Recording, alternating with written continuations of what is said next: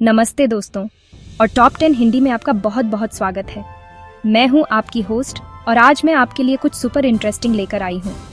कभी सोचा है कि दुनिया के अलग अलग देश पैसों के मामले में एक दूसरे से कैसे मुकाबला करते हैं? मतलब कौन किससे कितना आगे है, किसकी इकॉनमी कितनी बड़ी है। ये सब जानना बहुत मजेदार है ना? आज हम एग्जैक्टली यही करने वाले हैं। हम देखेंगे दुनिया की 15 सबसे बड़ी जीडीपी टक्करें, जहां देशों की अर्थव्यवस्थाएं एक दूसरे के आमने सामने खड़ी हैं। ये सिर्फ नंबर्स का खेल नहीं है दोस्तों, ये कहानी है तरक्की की, कंपटीशन की और दुनिया की बदलती पावर डायनामिक्स की। तो अपनी कुर्सी की पेटी बांध लीजिए, क्योंकि हम एक ऐसे सफर पर निकलने वाले हैं जहां हम देखेंगे कि कैसे कुछ देश सुपर पावर बनने की रेस में दौड़ रहे हैं और कैसे कुछ छोटे देश भी बड़े बड़ों को टक्कर दे रहे हैं। ये तुलना बहुत दिलचस्प होने वाली है, क्योंकि इसमें सिर्फ पैसे की बात नहीं है, बल्कि यह भी पता चलता है कि कौन सा देश अपने लोगों के लिए बेहतर भविष्य बना रहा है। मैं तो सुपर एक्साइटेड हूँ ये सब आपके साथ शेयर करने के लिए। तो चलिए बिना किसी देरी के शुरू करते हैं और देखते हैं दुनिया के सबसे बड़े इकोनॉमिक क्लैश। तो हमारी लिस्ट की शुरुआत होती है उस टक्कर से जिस पर पूरी दुनिया की नजरें टिकी रहती हैं, यूएसए वर्सेस चाइना। ये कोई मामूली मुकाबला नहीं है दोस्तों, ये दुनिया की दो सबसे बड़ी और सबसे ताकतवर अर्थव्यवस्थाओं की जंग है। एक तरफ है अमेरिका, जो दशकों से दुनिया का इकोनॉमिक किंग रहा है, जिसकी पहचान उसकी टेक्नोलॉजी, उसके बड़े बड़े ब्रांड्स और डॉलर की ताकत से है। दूसरी तरफ है चीन, जिसने पिछले कुछ दशकों में ऐसी रॉकेट जैसी तरक्की की है कि सब हैरान हैं। चीन को दुनिया की फैक्ट्री कहा जाता है और उसकी मैन्युफैक्चरिंग पावर का कोई मुकाबला नहीं है। इन दोनों देशों के बीच का ये जीडीपी क्लैश सिर्फ आंकड़ों तक ही सीमित नहीं है, इसका असर पूरी दुनिया पर पड़ता है। चाहे वो ट्रेड वॉर हो, टेक्नोलॉजी को लेकर कंपटीशन हो, या फिर दुनिया के अलग अलग हिस्सों में अपना प्रभाव बढ़ाने की कोशिश, हर जगह ये दोनों देश आमने सामने होते हैं। अमेरिका की जीडीपी अभी भी चीन से थोड़ी ज्यादा है, लेकिन जिस स्पीड से चीन आगे बढ़ रहा है, एक्सपर्ट्स का मानना है कि वो जल्द ही अमेरिका को पीछे छोड़ सकता है। ये टक्कर सिर्फ दो देशों की नहीं, बल्कि दो अलग अलग विचारधाराओं की भी है। सोचकर ही कितना रोमांचक लगता है ना? एक तरफ डेमोक्रेसी और कैपिटलिज्म का पोस्टर बॉय, और दूसरी तरफ कम्युनिस्ट शासन वाला एक देश जो कैपिटलिज्म के ही नियमों का इस्तेमाल करके दुनिया पर छा जाने को तैयार है। इनकी जीडीपी का हर आंकड़ा, हर उतार चढ़ाव दुनिया भर की मार्केट्स और हमारी जिंदगी पर भी असर डालता है। ये सच में 21वीं सदी का सबसे बड़ा इकोनॉमिक ड्रामा है और हम सब इसके दर्शक हैं। अब चलते हैं हमारी दूसरी टक्कर की तरफ, जो है जापान और जर्मनी के बीच। ये दोनों देश अपनी इंजीनियरिंग, अपनी क्वालिटी और अपनी इंडस्ट्रियल ताकत के लिए पूरी दुनिया में जाने जाते हैं। Japan, land of the rising sun, अपनी रोबोटिक्स, ऑटोमोबाइल इंडस्ट्री और हाईटेक गैजेट्स के लिए फेमस है। सोचिए, सोनी, टोयोटा, होंडा, ये सब नाम जापान की ही देन है। जापान ने दूसरे विश्व युद्ध की तबाही के बाद खुद को जिस तरह से खड़ा किया, वो किसी चमत्कार से कम नहीं है। उसकी इकोनॉमी इनोवेशन और प्रिसीजन पर टिकी है। दूसरी तरफ है जर्मनी, यूरोप का power house. Made in Germany का टैग अपने आप में क्वालिटी की गारंटी माना जाता है। BMW, मर्सिडीज, वोल्क्सवैगन जैसी कारें हों या फिर भारी भरकम मशीनरी, जर्मनी का कोई जवाब नहीं। जर्मनी की अर्थव्यवस्था एक्सपोर्ट पर बहुत ज्यादा निर्भर करती है और उसकी इंजीनियरिंग स्किल्स की पूरी दुनिया कायल है। इन दोनों देशों की जीडीपी में फासला बहुत ज्यादा नहीं है और ये दोनों अक्सर तीसरे और चौथे नंबर के लिए एक दूसरे से मुकाबला करते रहते हैं। इन दोनों देशों की कहानी भी बहुत दिलचस्प है। दोनों ही देशों ने युद्ध की विभीषिका झेली और फिर अपनी मेहनत और टेक्नोलॉजी के दम पर दुनिया की टॉप अर्थव्यवस्थाओं में अपनी जगह बनाई। जापान जहां अपनी यूनिक वर्क कल्चर और फ्यूचरिस्टिक टेक्नोलॉजी के लिए जाना जाता है, वहीं जर्मनी अपनी एफिशिएंसी, प्लानिंग और मजबूत इंडस्ट्रियल बेस के लिए। ये टक्कर टेक्नोलॉजी और क्वालिटी की है और ये देखना हमेशा दिलचस्प होता है कि इन दोनों में से कौन बाजी मारता है। और अब बात करते हैं एक ऐसी टक्कर की जो हम भारतीयों के लिए बहुत खास है, इंडिया वर्सेस यूके। ये सिर्फ एक इकोनॉमिक क्लैश नहीं है, इसमें इतिहास है, भावनाएं हैं और एक गजब का रिवर्सल है। एक तरफ है यूनाइटेड किंगडम, वो देश जिसने कभी हम पर राज किया था, जिसकी इंडस्ट्रियल क्रांति ने दुनिया को बदल दिया और जो एक समय दुनिया की सबसे बड़ी ताकत था। लंदन आज भी दुनिया का एक बड़ा फाइनेंशियल हब है और यूके की सर्विस इकोनॉमी काफी मजबूत है। और दूसरी तरफ है हमारा प्यारा भारत, एक ऐसा देश जो आज दुनिया की सबसे तेजी से बढ़ती हुई बड़ी अर्थव्यवस्था है। हमने हाल ही में जीडीपी के मामले में यूके को पीछे छोड़ा है और ये हम सबके लिए एक गर्व का पल था। जिस देश ने हम पर 200 साल राज किया, आज हम आर्थिक शक्ति में उससे आगे निकल चुके हैं। हमारी ताकत है हमारी युवा आबादी, हमारा बढ़ता हुआ सर्विस सेक्टर, हमारी आईटी इंडस्ट्री और हमारा विशाल घरेलू बाजार। मेक इन इंडिया जैसे इनिशिएटिव हमारी मैन्युफैक्चरिंग को भी बढ़ावा दे रहे हैं। ये टक्कर एक सिंबॉलिक जीत की तरह है। ये दिखाती है कि समय कैसे बदलता है और कैसे मेहनत और लगन से कोई भी देश अपनी किस्मत बदल सकता है। जहां यूके अपनी पुरानी साख को बनाए रखने की कोशिश कर रहा है, वहीं भारत भविष्य की सुपर पावर बनने की राह पर तेजी से आगे बढ़ रहा है। ये क्लैश सिर्फ नंबर्स का नहीं, बल्कि इतिहास के पहिए के घूमने का प्रतीक है। और यकीन मानिए, आने वाले सालों में ये फासला और भी बढ़ने वाला है। चलिए अब यूरोप के दिल में चलते हैं और देखते हैं फ्रांस और इटली के बीच की टक्कर को। ये दोनों देश सिर्फ पड़ोसी ही नहीं हैं, बल्कि कल्चर, फैशन, खाने और टूरिज्म में भी एक दूसरे के सबसे बड़े कॉम्पिटिटर्स हैं। फ्रांस, जिसकी पहचान एफिल टावर, लग्जरी ब्रांड्स जैसे लुई विटॉन और चैनेल और उसकी वाइन से है, यूरोप की एक बड़ी इकोनॉमिक पावर है। उसकी एरोस्पेस इंडस्ट्री जैसे एयरबस और न्यूक्लियर एनर्जी सेक्टर भी बहुत मजबूत हैं। दूसरी तरफ है खूबसूरत इटली, जिसका इतिहास रोम एम्पायर तक जाता है। इटली भी फैशन में किसी से कम नहीं। गुची, प्राडा, वर्साची, ये सब इटालियन ब्रांड्स हैं। इटली अपनी लग्जरी स्पोर्ट्स कारों फेरारी, लैम्बोर्गिनी, अपने स्वादिष्ट खाने और दुनिया भर से आने वाले टूरिस्ट्स के लिए जाना जाता है। इन दोनों देशों की अर्थव्यवस्थाएं काफी हद तक एक जैसी हैं। दोनों ही टूरिज्म और लग्जरी गुड्स पर बहुत निर्भर करती हैं। इनकी जीडीपी में भी बहुत ज्यादा अंतर नहीं रहता और ये अक्सर एक दूसरे को आगे पीछे करते रहते हैं। ये क्लैश सिर्फ इकोनॉमिक्स का नहीं, बल्कि ला डोल्चे विटा यानी द स्वीट लाइफ के दो अलग अलग फ्लेवर्स का है। दोनों ही देश अपनी लाइफस्टाइल, अपनी कला और अपनी संस्कृति को बेचते हैं। जब आप फ्रांस के बारे में सोचते हैं तो पेरिस की रोमांटिक शामें याद आती हैं, और जब इटली के बारे में सोचते हैं तो वेनिस के गोंडोला और रोम के कोलोसियम का ख्याल आता है। ये टक्कर यूरोप की खूबसूरती और क्रिएटिविटी की टक्कर है, और ये देखना हमेशा मजेदार होता है कि स्टाइल की इस जंग में कौन जीतता है। अब हम अमेरिका महाद्वीप की दो और बड़ी ताकतों की बात करते हैं, ब्राजील और कनाडा। ये दोनों देश साइज में बहुत बड़े हैं और प्राकृतिक संसाधनों से भरे पड़े हैं, लेकिन इनकी इकोनॉमी का स्ट्रक्चर और इनकी चुनौतियां बिल्कुल अलग हैं। एक तरफ है ब्राजील, लैटिन अमेरिका का सबसे बड़ा देश, जो अपनी अमेज़न वर्षावन, अपनी फुटबॉल की दीवानगी और अपने रंगीन कार्निवल के लिए जाना जाता है। ब्राजील की अर्थव्यवस्था कृषि जैसे कॉफी, सोयाबीन, माइनिंग और मैन्युफैक्चरिंग पर आधारित है। दूसरी तरफ है कनाडा, दुनिया का दूसरा सबसे बड़ा देश, जो अपनी शांति, अपनी कड़कड़ाती ठंड और अपनी खूबसूरत झीलों के लिए फेमस है। कनाडा की अर्थव्यवस्था बहुत स्थिर और विकसित है। उसके पास तेल, गैस और मिनरल्स के विशाल भंडार हैं। साथ ही उसका सर्विस सेक्टर और टेक्नोलॉजी इंडस्ट्री भी बहुत मजबूत है। कनाडा को अक्सर दुनिया के सबसे अच्छे देशों में गिना जाता है, जहां लोग रहना पसंद करते हैं। इन दोनों की जीडीपी भी काफी करीब रहती है, जिससे इनके बीच का मुकाबला दिलचस्प हो जाता है। ये टक्कर दो बिल्कुल अलग दुनियाओं की है। ब्राजील एक उभरती हुई अर्थव्यवस्था है, जिसमें बहुत पोटेंशियल है, लेकिन उसे राजनीतिक अस्थिरता और असमानता जैसी चुनौतियों का सामना करना पड़ता है। वहीं कनाडा एक स्थिर, विकसित देश है, जो अपनी क्वालिटी ओन ऑफ लाइफ के लिए जाना जाता है। एक तरफ साउथ की गर्मी और जुनून है, तो दूसरी तरफ नॉर्थ का ठंडापन और स्थिरता। ये देखना वाकई दिलचस्प है कि अमेरिका महाद्वीप के ये दो दिग्गज इकोनॉमिक रेस में एक दूसरे को कैसे टक्कर देते हैं। हमारी अगली टक्कर है रूस और साउथ कोरिया के बीच। ये एक क्लासिक डेविड वर्सेस गोलियत जैसा मुकाबला लगता है, लेकिन इकोनॉमिक्स की दुनिया में साइज ही सब कुछ नहीं होता। एक तरफ है रूस, क्षेत्रफल के हिसाब से दुनिया का सबसे बड़ा देश। रूस की ताकत है उसके प्राकृतिक संसाधन, तेल, गैस, मिनरल्स का अकूत भंडार। उसकी मिलिट्री पावर भी दुनिया की टॉप पावर्स में से एक है। रूस की अर्थव्यवस्था काफी हद तक एनर्जी एक्सपोर्ट पर निर्भर करती है, जिससे उसकी इकोनॉमी में उतार चढ़ाव आते रहते हैं। दूसरी तरफ है छोटा सा देश साउथ कोरिया। साइज में रूस के सामने कहीं नहीं टिकता, लेकिन टेक्नोलॉजी और इनोवेशन में इसने दुनिया में अपना लोहा मनवाया है। सैमसंग, एलजी, ह्युंडई जैसी ग्लोबल कंपनियां साउथ कोरिया की ही हैं। के पॉप और के ड्रामास ने तो पूरी दुनिया में धूम मचा रखी है। साउथ कोरिया ने अपनी मेहनत और टेक्नोलॉजी के दम पर खुद को एक गरीब देश से एक high tech economic power house में बदल दिया है। और मजे की बात यह है कि जीडीपी के मामले में साउथ कोरिया विशाल रूस को कड़ी टक्कर देता है।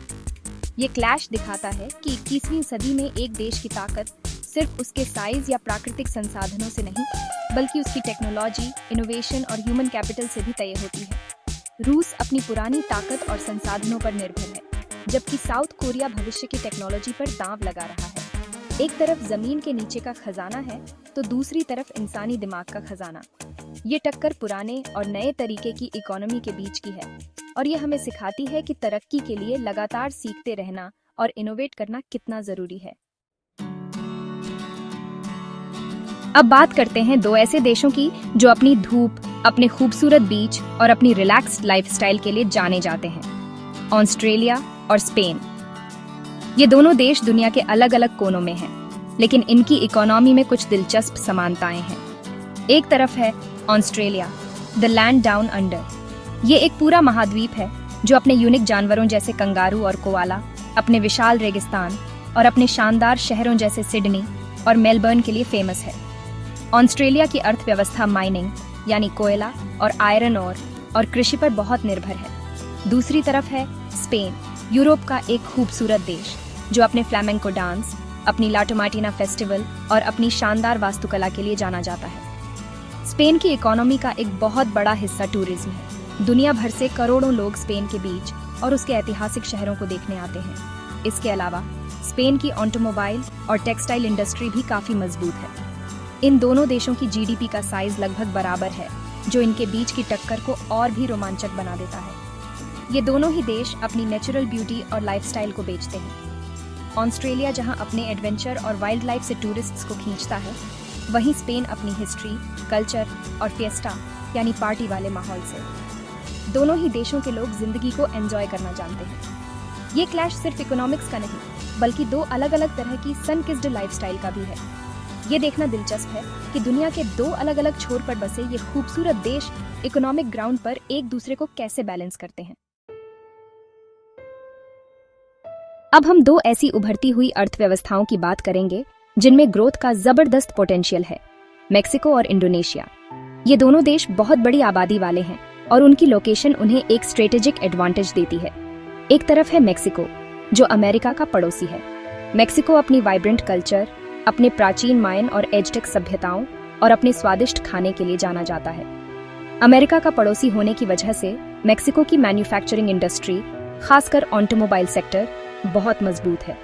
दूसरी तरफ है इंडोनेशिया, हजारों द्वीपों से बना दुनिया का सबसे बड़ा मुस्लिम आबादी वाला देश। इंडोनेशिया अपने खूबसूरत द्वीपों जैसे बाली, अपने ज्वालामुखियों और अपने घने जंगलों के लिए फेमस है। इंडोनेशिया की अर्थव्यवस्था पाम ऑयल, कोयला और नेचुरल गैस जैसे कमोडिटी एक्सपोर्ट पर काफी निर्भर करती है। साथ ही उसकी डिजिटल इकोनॉमी भी बहुत तेजी से बढ़ रही है। इन दोनों देशों की जीडीपी एक दूसरे के काफी करीब है और ये दोनों G20 के महत्वपूर्ण सदस्य भी हैं। ये टक्कर दो बड़ी और युवा आबादी वाले देशों की है। दोनों ही देश अपनी इकोनॉमी को डाइवर्सिफाई करने और मैन्युफैक्चरिंग और सर्विस सेक्टर को बढ़ाने की कोशिश कर रहे हैं। मेक्सिको जहां नॉर्थ अमेरिकन सप्लाई चेन का एक अहम हिस्सा है, वहीं इंडोनेशिया साउथ ईस्ट एशिया का एक उभरता हुआ पावर हाउस है। ये दोनों देश भविष्य के इकोनॉमिक जायंट्स बनने की क्षमता रखते हैं और ये देखना बहुत रोमांचक होगा कि आने वाले सालों में ये एक दूसरे के मुकाबले कहां खड़े होते हैं। हमारी अगली टक्कर बहुत ही यूनिक है, नीदरलैंड्स बनाम सऊदी अरब। ये दो देश हर मामले में एक दूसरे से बिल्कुल अलग हैं, लेकिन जब बात जीडीपी की आती है तो ये एक दूसरे को कड़ी टक्कर देते हैं। एक तरफ है छोटा सा यूरोपीय देश नीदरलैंड्स, जो अपने ट्यूलिप के खेतों, अपनी विंडमिल्स और अपनी नहरों के लिए जाना जाता है। साइज में छोटा होने के बावजूद नीदरलैंड्स एक बहुत बड़ी ट्रेडिंग पावर है। उसका रॉटरडैम पोर्ट यूरोप का सबसे बड़ा पोर्ट है। नीदरलैंड्स की इकोनॉमी ट्रेड, टेक्नोलॉजी और एग्रीकल्चर पर आधारित है। दूसरी तरफ है विशाल रेगिस्तानी देश सऊदी अरब, इस्लाम का जन्म स्थान और दुनिया का सबसे बड़ा तेल निर्यातक। सऊदी अरब की पूरी अर्थव्यवस्था दशकों से तेल पर ही टिकी हुई है। उसके पास दुनिया के सबसे बड़े तेल के भंडार हैं, जिसने उसे एक अमीर देश बना दिया है। लेकिन अब सऊदी अरब भी बदल रहा है। वो विजन 2030 के तहत अपनी इकोनॉमी को तेल पर से निर्भरता कम करके टूरिज्म, टेक्नोलॉजी और एंटरटेनमेंट जैसे नए सेक्टर्स में ले जाने की कोशिश कर रहा है। ये क्लैश दो बिल्कुल अलग इकोनॉमिक मॉडल्स का है। नीदरलैंड्स दिखाता है कि कैसे एक छोटा देश भी अपनी स्मार्टनेस, इनोवेशन और स्ट्रेटेजिक लोकेशन का फायदा उठाकर एक इकोनॉमिक पावर हाउस बन सकता है। वहीं सऊदी अरब की कहानी है कि कैसे प्राकृतिक संसाधनों की दौलत पर बनी इकोनॉमी को भविष्य के लिए बदलना जरूरी है। एक तरफ सदियों पुराना ट्रेड और इनोवेशन है, तो दूसरी तरफ तेल की दौलत और भविष्य के लिए एक नया विजन। ये टक्कर वाकई बहुत कुछ सिखाती है। अब चलते हैं एक और दिलचस्प मुकाबले पर, तुर्की बनाम स्विट्जरलैंड। ये दोनों देश भी एक दूसरे से बहुत अलग हैं, लेकिन इकोनॉमिक साइज में एक दूसरे के करीब हैं। एक तरफ है तुर्की, एक ऐसा देश जो यूरोप और एशिया के चौराहे पर बसा है। इसका इतिहास बहुत गौरवशाली रहा है। ऑटोमन एम्पायर की राजधानी इस्तांबुल आज भी दुनिया के सबसे खूबसूरत शहरों में से एक है। तुर्की की इकोनॉमी मैन्युफैक्चरिंग, टेक्सटाइल्स, टूरिज्म और कंस्ट्रक्शन पर आधारित है। उसकी यूनिक लोकेशन उसे एक अहम जियोपॉलिटिकल प्लेयर बनाती है। दूसरी तरफ है स्विट्जरलैंड, पहाड़ों से घिरा एक छोटा, शांत और अमीर देश। स्विट्जरलैंड अपनी न्यूट्रलिटी, अपनी घड़ियों, अपनी चॉकलेट्स और सबसे बढ़कर अपने बैंकिंग सिस्टम के लिए जाना जाता है।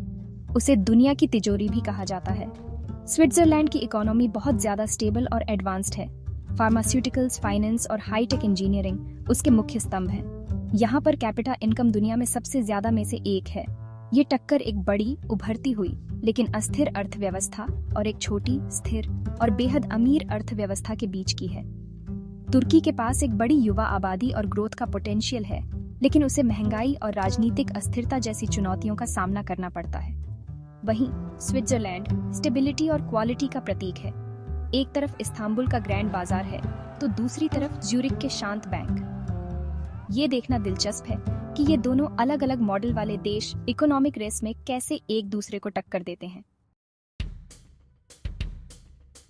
हमारी 11वीं टक्कर है ताइवान और अर्जेंटीना के बीच। ये दोनों देश दुनिया के दो अलग अलग कोनों में हैं और उनकी इकोनॉमी का फोकस भी बिल्कुल जुदा है। एक तरफ है ताइवान, एक छोटा सा द्वीप जो टेक्नोलॉजी की दुनिया का बादशाह है। दुनिया के सबसे एडवांस्ड सेमीकंडक्टर्स मतलब चिप्स ताइवान में ही बनते हैं। आपके फोन से लेकर आपकी कार तक हर इलेक्ट्रॉनिक चीज में ताइवान की टेक्नोलॉजी का हाथ है। TSMC जैसी कंपनी ने ताइवान को दुनिया की सप्लाई चेन के लिए बिल्कुल अपरिहार्य बना दिया है। दूसरी तरफ है अर्जेंटीना, लैटिन अमेरिका का एक बड़ा और खूबसूरत देश जो अपने टैंगो डांस, अपनी फुटबॉल और अपने शानदार स्टेक के लिए जाना जाता है। अर्जेंटीना एक एग्रीकल्चरल सुपर पावर है। वो सोयाबीन, मक्का और बीफ का दुनिया के सबसे बड़े निर्यातकों में से एक है। उसके विशाल उपजाऊ मैदान, जिन्हें पम्पास कहा जाता है, उसकी अर्थव्यवस्था की रीढ़ है। हालांकि अर्जेंटीना को अक्सर आर्थिक अस्थिरता और हाई इन्फ्लेशन का सामना करना पड़ता है।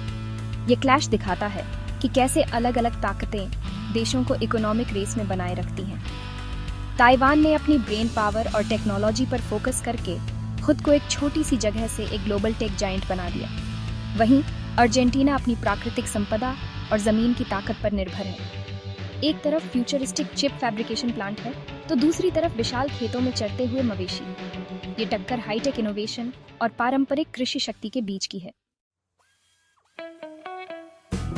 अब हम यूरोप के दो और पड़ोसियों की बात करते हैं, जिनके बीच का इकोनॉमिक मुकाबला काफी दिलचस्प है। स्वीडन बनाम पोलैंड। एक तरफ है स्वीडन, एक स्कैंडिनेवियन देश जो अपनी प्रोग्रेसिव सोशल पॉलिसी, अपनी खूबसूरत प्रकृति और आइकिया, स्पॉटिफाई, वॉल्वो जैसे ग्लोबल ब्रांड्स के लिए जाना जाता है। स्वीडन की इकोनॉमी बहुत एडवांस्ड, स्टेबल और इनोवेशन पर आधारित है। यहाँ के लोगों की क्वालिटी ऑन ऑफ लाइफ दुनिया में बेस्ट मानी जाती है। स्वीडन वेलफेयर स्टेट का एक क्लासिक उदाहरण है। दूसरी तरफ है पोलैंड, पूर्वी यूरोप का एक देश जो पिछले कुछ दशकों में तेजी से उभरा है। कम्युनिस्ट शासन के अंत के बाद पोलैंड ने शानदार इकोनॉमिक ग्रोथ हासिल की है। उसकी अर्थव्यवस्था मैन्युफैक्चरिंग, IT सर्विसेज और लॉजिस्टिक्स पर आधारित है। पोलैंड को अक्सर यूरोप की ग्रोथ स्टोरी कहा जाता है। उसकी GDP लगातार बढ़ रही है और वो धीरे धीरे अपने अमीर पश्चिमी पड़ोसियों के करीब पहुंच रहा है। और अब उसकी GDP स्वीडन की GDP को टक्कर दे रही है। ये क्लैश एक स्थापित, अमीर वेलफेयर स्टेट और एक तेजी से बढ़ती, महत्वाकांक्षी अर्थव्यवस्था के बीच का है।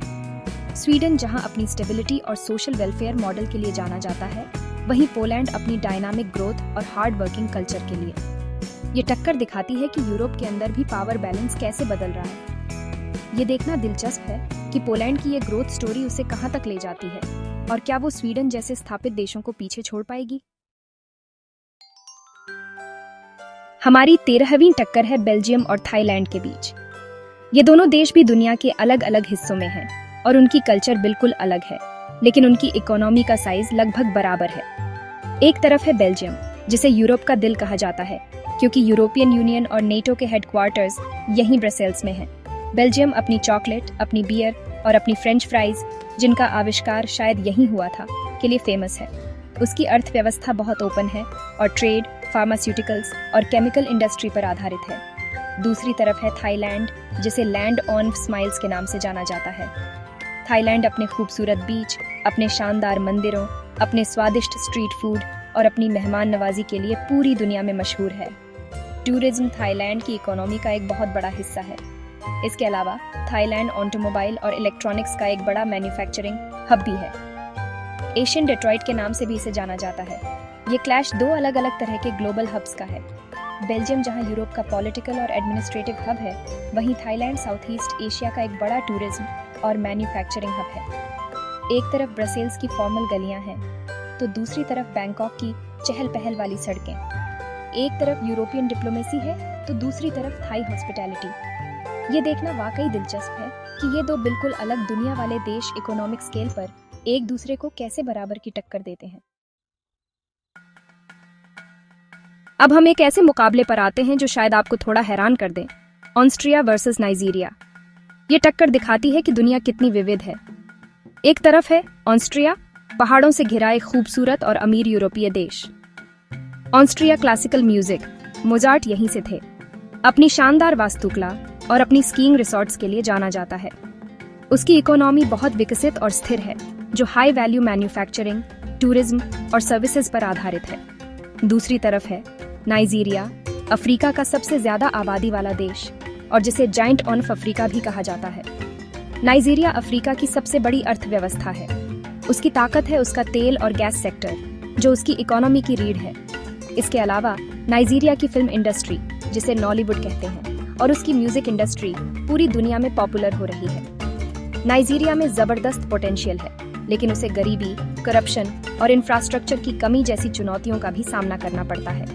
ये क्लैश एक छोटी, अमीर और स्थिर यूरोपीय अर्थव्यवस्था और एक विशाल, संसाधन संपन्न लेकिन विकासशील अफ्रीकी अर्थव्यवस्था के बीच का है। ऑस्ट्रिया, जहां अपनी सदियों पुरानी विरासत और क्वालिटी ऑफ लाइफ के लिए जाना जाता है, वहीं नाइजीरिया अपनी युवा ऊर्जा, अपनी विशाल आबादी और अपने अनटैप्ड पोटेंशियल के लिए। ये देखना बहुत महत्वपूर्ण है कि नाइजीरिया जैसा अफ्रीकी जायंट अपनी चुनौतियों से पार पाकर ग्लोबल स्टेज पर अपनी असली जगह कैसे बनाता है। और आखिर में हमारी 15वीं और आखिरी टक्कर है नॉर्वे और इजराइल के बीच। ये दोनों छोटे देश हैं, लेकिन इकोनॉमिकली बहुत ताकतवर हैं। एक तरफ है नॉर्वे, एक स्कैंडिनेवियन देश जो अपने खूबसूरत फ्योर्ड्स, अपनी वाइकिंग हिस्ट्री और अपनी हाई क्वालिटी ऑफ लाइफ के लिए जाना जाता है। नॉर्वे की अमीरी का राज है उसका तेल और गैस का विशाल भंडार, लेकिन नॉर्वे ने इस पैसे को बहुत समझदारी से मैनेज किया है और दुनिया का सबसे बड़ा सॉवरेन वेल्थ फंड बनाया है, ताकि भविष्य की पीढ़ियों का भी ख्याल रखा जा सके। दूसरी तरफ है इजराइल, मिडिल ईस्ट में बसा एक छोटा सा देश जो मुश्किलों से घिरा होने के बावजूद टेक्नोलॉजी और इनोवेशन का एक ग्लोबल पावर हाउस बन गया है। इजराइल को स्टार्टअप नेशन कहा जाता है। यहाँ पर कैपिटा स्टार्टअप्स की संख्या दुनिया में सबसे ज्यादा है। साइबर सिक्योरिटी, एग्रीटेक और मेडिकल टेक्नोलॉजी में इजराइल का कोई मुकाबला नहीं है। उसने अपनी ब्रेन पावर को ही अपना सबसे बड़ा नेचुरल रिसोर्स बना लिया है। ये क्लैश दो अलग अलग तरह की स्मार्ट इकोनॉमी का है। नॉर्वे ने अपनी प्राकृतिक दौलत को सस्टेनेबल तरीके से मैनेज करके अपनी तरक्की सुनिश्चित की है। वहीं इजराइल ने बिना किसी खास प्राकृतिक संसाधन के सिर्फ इनोवेशन और ह्यूमन कैपिटल के दम पर खुद को एक हाई टेक सुपर पावर बना लिया है। एक तरफ नेचर की देन है, तो दूसरी तरफ इंसानी दिमाग की उपज। ये दोनों ही देश दुनिया को सिखाते हैं कि कैसे स्मार्ट प्लानिंग और विजन से एक देश तरक्की की नई ऊंचाइयों को छू सकता है। तो दोस्तों, ये थी दुनिया की 15 सबसे बड़ी और सबसे दिलचस्प जीडीपी टक्करें। देखा आपने, ये सिर्फ नंबर्स का खेल नहीं है, बल्कि हर टक्कर के पीछे एक कहानी है, एक संघर्ष है और भविष्य के लिए एक विजन है। यूएसए और चीन की महाटक्कर से लेकर नॉर्वे और इजराइल की स्मार्ट इकोनॉमी तक हर मुकाबले ने हमें कुछ न कुछ सिखाया। ये देखना कितना फैसिनेटिंग है कि कैसे अलग अलग देश अपनी ताकत, अपनी कमजोरियों और अपने यूनिक कल्चर के साथ इस ग्लोबल रेस में दौड़ रहे हैं। मुझे उम्मीद है कि आपको ये सफर मेरे साथ करने में उतना ही मजा आया होगा जितना मुझे आपको ये सब बताने में आया। ये दुनिया की इकोनॉमी एक बहुत ही डायनामिक चीज है जो हर पल बदल रही है। आज जो देश आगे है, कल शायद कोई और उसकी जगह ले ले, और यही बात इसे इतना रोमांचक बनाती है। अब मैं आपसे जानना चाहती हूँ, आपको इन 15 टक्करों में से कौन सी सबसे ज्यादा दिलचस्प लगी? क्या वो इंडिया यूके का हिस्टोरिक क्लैश था, या फिर साउथ कोरिया रूस का टेक वर्सेस पावर वाला मुकाबला? मुझे नीचे कमेंट्स में जरूर बताइएगा। और हाँ, अगर आपको ये वीडियो पसंद आया हो और आप ऐसे ही और भी इंफॉर्मेटिव और मजेदार वीडियो देखना चाहते हैं तो प्लीज इस वीडियो को लाइक करना मत भूलिएगा। और अगर आप इस चैनल पर नए हैं तो टॉप 10 हिंदी को सब्सक्राइब जरूर करें और उस बेल आइकॉन को भी दबा दें ताकि आप हमारा कोई भी नया वीडियो मिस ना करें। आपके सपोर्ट से ही हमें और भी अच्छा कंटेंट बनाने की प्रेरणा मिलती है। अपना ख्याल रखिएगा और मिलते हैं अगले वीडियो में। Bye bye.